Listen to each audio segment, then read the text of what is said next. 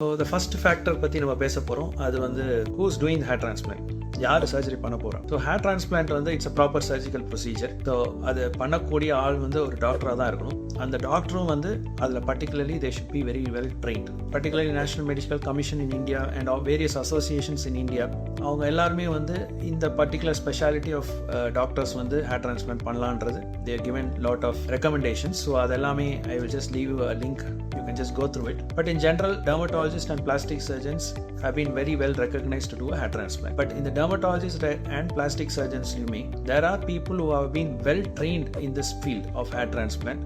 So இவங்க வந்து surgery பண்ணா you get a even better result. So நம்ம வந்து டாக்டர்ஸ், அந்த டாக்டர்ஸ்லையும் ஸ்பெஷலைஸ், அந்த ஸ்பெஷலிஸ்ட் டு சூப்பர் ஸ்பெஷலைசேஷன், இதை பற்றி நம்ம பேசிகிட்டு இருக்கோம். ஆனால் there is a group of transplant centers where டாக்டர்ஸே இல்லாமல் சர்ஜரி பண்ணுறாங்க. So where they just have technicians doing the procedure is not a good idea at all. So you should be very careful before you get into this. Just because நீங்கள் கொஞ்சம் cost save பண்ணுறீங்கன்னு சொல்லி ஏதாவது பெரிய பிரச்சனையில் போய் மாட்டிக்கூடாது. Think about this before you go ahead in a transplant.